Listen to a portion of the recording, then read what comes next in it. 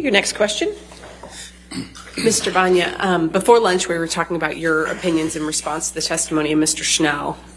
Did you also analyze the testimony of Ms. Arnold in this case? Yes, I did. And are you aware of her opinion that Ms. Heard's career would have followed the same trajectory as that of Jason Momoa, Gal Gadot, Zendaya, Ana de Armas, and Chris Pine, if not for the Waldman statements? Yes. What's your understanding of Ms. Arnold's basis for her opinion that Ms. Heard's career should have been similar to that of those identified actors? Ms. Arnold stated that when producers or her industry is looking to hire talent and actors, that it's important to best understand the public's perception of the actors that they're considering, and that it's important to look into social media to see what is happening with the actors they're considering for either a movie or even an endorsement opportunity with companies. So that was her approach. And is that the process she followed in providing her analysis of those purportedly comparable actors? No. Although she stated that, she went in and brought in these alleged comparable actors, and without really reasoning behind that. Did you conduct an analysis based on your expertise in social media and internet analytics of Ms. Heard compared to the actors to whom Ms. Arnold compares her? I did. And what did you find? Well, since Ms. Arnold stated that the proper approach is looking at the public perspective, looking into social media, and she did not do that, I felt that was the best approach to do this based on her words. So yes, I did go into best understanding the public perspective of Ms. Heard and the alleged comparable actors using Q scores. Then I also went and did some analysis online and on social media as well. Can you briefly remind the jury what Q scores are? Yeah, again, Q scores measure how well a celebrity, it could be a cartoon character, it could be a sports person, how well they're known, how well they're liked, and how much they're disliked. And it's an industry standard tool that's used. It's not just focused on the movies that they're in, but it's focused on them as actors, but also what's happening in their personal lives come to play as well. So that's how Q scores are typically used.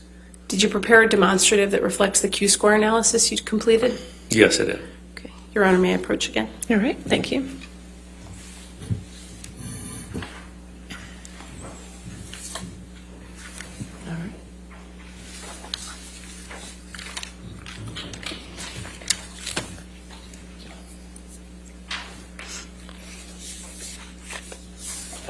No objection to the demonstrative. All right, we'll identify plaintiffs 1296 for identification and publish to the jury. Mr. Vanya, what point in time do these Q scores represent that are reflected on your demonstrative? So these are the winter 2019 Q scores that are reflected here. And what was important for me is I wanted to find Q scores that represented Ms. Heard after Aquaman. And remember Aquaman, December of 2018. These Q scores were gathered January and February of 19, but before the Waldman statements. And what did you find based on the Q scores? And the higher the number, the better. As you can see, Ms. Gadot has the highest Q score out of the group of actors here at a 28. But you're going to notice Ms. Heard has the lowest positive Q score. She has a 9. So I find that very interesting that she doesn't appear to fit in as a comparable with these alleged comparable actors. I think what's also interesting is the average Q score for all actors being scored at that time, which include all the alleged comparable actors here score at an average of 17, and you can see, again, she is 9 well below that. And then on the right side, you're going to see the negative Q scores. So this is how much people dislike you. So the lower the score is better. You can see Mr. Momoa is over here with the lowest at an 8, but you can see Ms. Heard is over here at a 28, which was quite a difference. A 20-point difference from Mr. Momoa, and also a 10-point difference, from the average of all actors. So she is very, very much her positive score is very low, and her negative score is very high, which tells me that she does not fit in as a comparable as it relates to these alleged comparable actors. What opinions did you form based on that Q-score analysis? My opinions as it relates to these Q scores is, Miss Arnold used these actors as allegedly comparable actors, but really listening to her testimony yesterday, it appears that she's abandoned this approach. I don't think she's using these comparable actors or these alleged comparable actors anymore. She's more relying on her experience, and I agree with that. Did Ms. Arnold offer a criticism of your use of the Q-scores here? She did, yes. And what's your understanding of what that criticism is? Well, what I believe she was saying is that I should have ran Q scores for these allegedly comparable actors after each of their breakout films, which I disagree. First of all, Q scores doesn't work like that. Q scores are available twice a year, so it's not that I could pick a month or a different month for each of the Q score actors. So I feel that, what was important for me, and this doesn't always happen when I'm using Q scores, you can get this perfect moment in time. As Ms. Heard said, but as Ms. Arnold said, that, Aquaman was Ms. Heard's breakout moment. So these scores reflect that breakout moment, and they're terrible Q scores. How would your analysis change if you had used Ms. Arnold's logic with respect to the timing of the Q scores that you looked at? I mean, if you really think about what Ms. Arnold was saying, is she's saying that she thinks Q scores are the highest for each actor right after their breakout moment. So I would think, if anything, these Q scores could have been a bit lower, because it's not right after their breakout moment. But what's important for me is the fact that these scores reflect, who Amber Heard was at the time before the Waldman statements, but after the Aquaman release. We can take that one down, Tom. Thank you. What other work have you done in connection with forming your opinions in this case?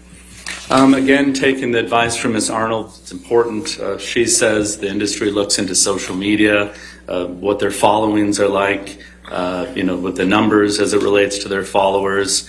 Again, what is the public perception of them? So I analyzed their social media accounts, but prior to the Waldman statement. And how did you do that? Yeah, so what I did, I don't know if you're all familiar with the archive.org. They have a tool called the Wayback Machine. What archive.org does is it archives the internet. So you can go back in time to see what websites and web pages used to look like in the past. Not all the time can you actually get a celebrity's social media accounts to have been archived, but we were fortunate that each of the alleged comparable actors' social media accounts were in archive.org. So I was able to go back in time prior to the Waldman statements to see what the following activity was for each of the alleged comparable actors. Mr. Banya, did you prepare a demonstrative that reflects your social media analysis? Yes. Your Honor, may I approach? Yes, ma'am.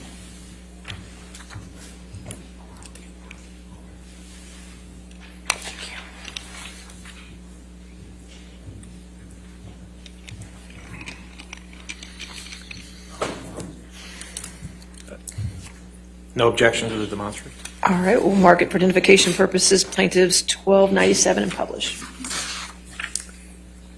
Anya, could you tell the jury what you found when you looked at the social media? Yeah, so what I found, again, this is prior to the Waldman statements. First thing you're going to notice here is not all actors use social media. You're going to see Mr. Pine doesn't have Facebook, Twitter, or Instagram, and Momoa and DeArmas don't use Facebook or Twitter. But what's important to look at is you have Ms. Heard prior to the Waldman statements with 3.8 Instagram followers and 142,500 Twitter followers. And then you move down to Gal Gadot with 37 million Instagram followers compared to her 3.8 million. And, the 2.3 million Twitter followers compared to Ms. Heard's 142,000.